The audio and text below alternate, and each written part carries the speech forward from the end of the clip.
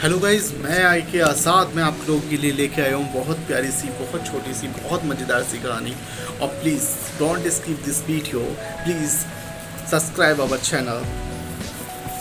Guys, ये कहानी है हनुमान जी के ऊपर और हमारी सीता जी के ऊपर, हमारी सीता मैया के ऊपर। तो मैं कहना चाहूँगा इसमें एक संदेश छुपा है गाइज कि अपनी लाइफ को किस तरीके से करना है। ज़्यादा झुकना नहीं है, कुछ भी नहीं करना है, बस आगे बढ़ते जाना है बिना सोचे समझे।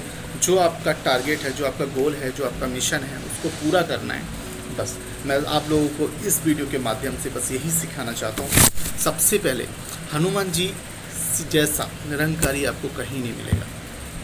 हनुमान जी जैसा आपको निरंकारी कहीं नहीं मिलेगा, बहुत मुश्किल से। और एक चीज़ और बताता हूँ मैं आपको।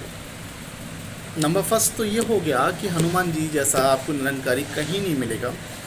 दूसरी चीज़, इन्होंने इतने कांड किए।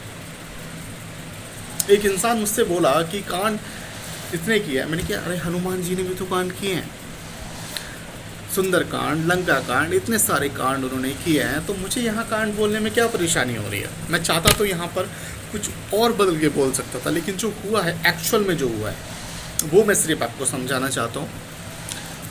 तो जब हनुमान जी ने इतने सारे कांड किए, रामायण में भी सुंदर कांड, ये कांड, वो कांड, बहुत सारे कांड किए। और एक चीज़ और, जब हनुमान जी अपनी शक्तियाँ भूल जाते हैं, रावण जब सीता मैया को ले जाता है और हनुमान जी अपनी शक्तियाँ भूल जाते हैं, तो जब जामुन उनको याद दिलाता है उनकी शक्तियाँ, तब जाकर के उनको अपनी शक्तियाँ याद आती हैं। और वो जामुन से बोलते हैं कि मुझे अपनी शक्तियाँ याद नहीं आ रही, जबकि उनको याद आ चुकी है। जामुन बोलता है, हे परम गुरु, आप इतने शक्तिशाली, आप इतने बुद्धिमानी हो, और आप मुझसे पूछ रहे हो कि आपको आपकी शक्तियाँ याद नहीं आ रही हैं।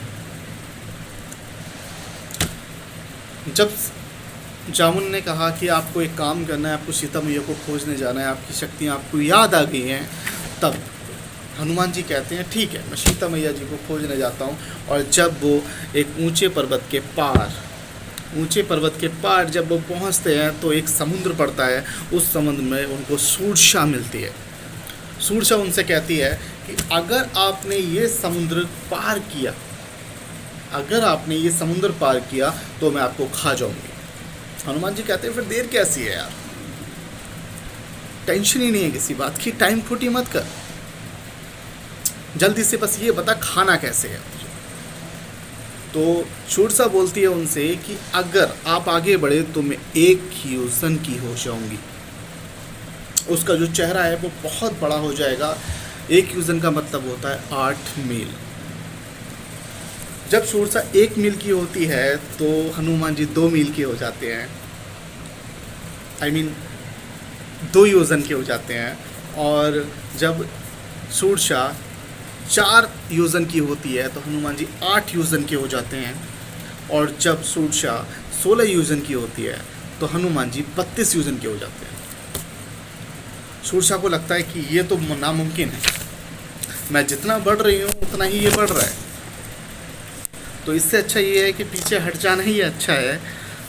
और जब एक संदेश, इसमें थोड़ा सा छोटा सा संदेश छुपा है। संदेश ये है कि जब ताकत दिखानी थी तो तब वे बड़े हो गए, और जब वे बुद्धि दिखानी थी तो वे छोटे हो गए। जब ताकत दिखानी थी तो वे बड़े हो गए, और जब बुद्धि दिखानी थी वो छोटे हो गए। शूरसा के मुंह में जा करके वो वापस आ गए और बोले, माँ मैं वापस आ गया, तेरे मुंह में से निकल के मैं वापस आ गया, अब बता क्या करना है। शूरसा ने कहा, स्वागत है आपका लंकेश्वर में, आप जाइए। जाने के बाद जब लंका पहुँचे, सबसे पहले लंकनी से मुलाकात हुई। जब वे लंका पहुँचे तो लंकनी से मुलाकात हुई, और होने के बाद हनुमान जी लंकनी के उन्होंने घूंसा मारा। घूंसा मारने के बाद में लंकनी जब उठी तो उसने लंका के सारे दरवाजे खोल दिए। लंका के जो सारे दरवाजे थे वो उसने खोल दिए। खोलने के बाद में हनुमान जी ने तब उससे कहा कि मैंने तो तुझे मारा है, तू लंका की निवासनी है, और तूने मेरे लिए सारे दरवाजे खोल दिए, ऐसा क्यों? लंकनी ने ब्राह्मण जी ने रावण को वर दिया था लंकिनी ने उनको बताया कि ब्राह्मण जी को वर दिया था, जाते जाते बोल दिया था कि बंदर के मारने से मूर्छित हो जाए तो सोच लेना कि रावण का विनाश होने वाला है।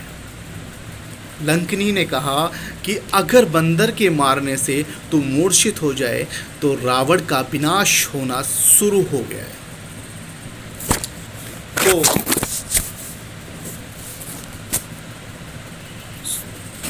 अब आगे की कहानी मैं आपको बताता हूँ।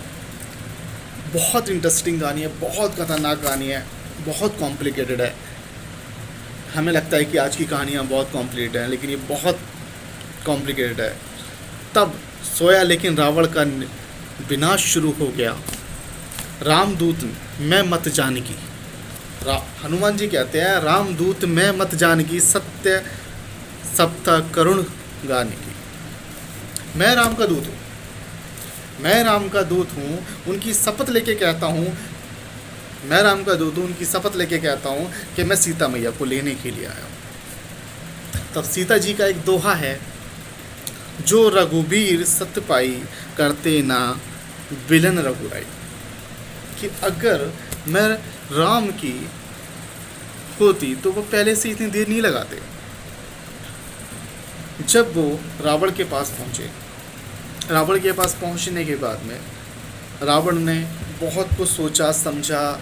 रात बाद में मेघनाथ भी आया। मेघनाथ आने के बाद में मेघनाथ ने उनकी पूंछ में आग लगा दी और लंका सारी भस्म हो गई। तब जब वो सीता मैया के पास पहुँचे, हमारी सीता मैया के जब पास पहुँचे, तो सीता मैया के पास पहुँचने के बाद में कहते हैं, सीता मैया कहते हैं ठीक है, अब वेट किस चीज़ का कर रहे हो आप, मुझे लेके जाओ यहाँ से। तो सीता मैया हनुमान जी कहते हैं कि नहीं मैया, मैं ले तो जाऊँगा आपको, अभी रावण को मार के आपको ले जाऊँगा, लेकिन मुझे आदेश नहीं है, मुझे आदेश नहीं है आपको ले जाने का। जब मेरे प्रभु मेरे श्री राम का मुझे आदेश होगा तभी मैं आपको ले जाऊंगा। तो guys, my friend, my dear friends, all friends, मैं बस यही कहना चाहूँगा कि कभी अपने आप को छोटा ना समझें। जहाँ झुकाने की ज़रूरत है वहाँ अपने आप को झुकाएं, जहाँ उठाने की ज़रूरत है वहाँ उठाएं। और गाइस, इस कहानी से आपको बहुत प्रेरणा मिलेगी।